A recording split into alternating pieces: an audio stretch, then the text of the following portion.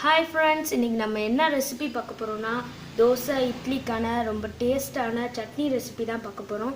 அதை செய்யறதுக்கு முன்னாடி விஜய் குக் சேனலை சப்ஸ்கிரைப் பண்ணலனா சப்ஸ்கிரைப் பண்ணிக்கோங்க. கூடவே பெல் பட்டனையும் சேர்த்து அழுத்திக்கோங்க. அப்பதான் நான் போடுற வீடியோ உங்களுக்கு நோட்டிஃபிகேஷனா வரும். இப்போ அந்த சட்னி ரெசிபி எப்படி செய்யலாம்னு பார்க்கலாம். அதுக்கு தேவையான இன்க்ரீடியன்ட்ஸ் என்னன்னு பார்த்தோம்னா சின்ன வெங்காயம் நான் இவ்வளோ எடுத்திருக்கேன், அப்புறம் தக்காளி இவ்வளோ எடுத்திருக்கேன், பூண்டு வந்து நான் மூணு பல்லு வந்து பூண்டு எடுத்திருக்கேன், அப்புறம் இஞ்சி வந்து சைஸ் இவ்வளோ சைஸுக்கான இஞ்சி எடுத்திருக்கேன், அப்புறம் ரெண்டே மிளகாய் தான் எடுத்திருக்கேன். ஏன்னா என்னோடய மிளகாய் ரொம்ப காக்குது. உங்களுக்கு காரத்துக்கு ஏற்ற பாரு நீங்கள் மிளகாய் எடுத்துக்கோங்க. அப்புறம் தேவையான உப்பு எடுத்துக்கோங்க. இப்போ அதை நம்ம மிக்ஸி ஜாரில் போட்டு அரைச்சிக்கலாம். ஜாரில் போட்டுக்கோங்க. இதில் வந்து 3 தக்காளி நான் போட்டிருக்கேன். சின்ன வெங்காயன்றதுனால கொஞ்சம் அதிகமாக எடுத்துக்கோங்க.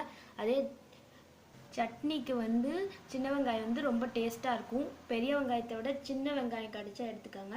சப்போஸ் உங்கள்கிட்ட இல்லைன்னா பெரிய வெங்காயம் வந்து 1லேருந்து 2 வெங்காயம் பெருசாக இருந்தால் எடுத்துக்கோங்க. மீடியம் சைஸாக இருந்தால் 3 வெங்காயம் எடுத்துக்கோங்க.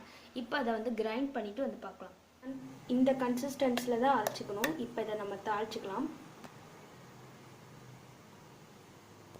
பேன் சூடானோடனே 2 டீஸ்பூன் ஆயில் ஊற்றிக்கோங்க.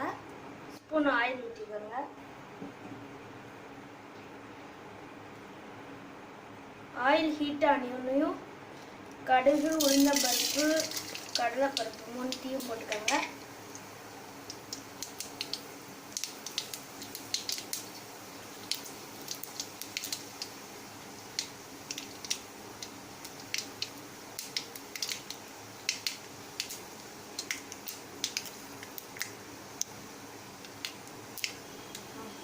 நல்லா பொரிஞ்சு சட்னியை வந்து ஊற்றிக்கோங்க. அப்புறம் தேவையான தண்ணி வந்து ஊற்றிக்கோங்க.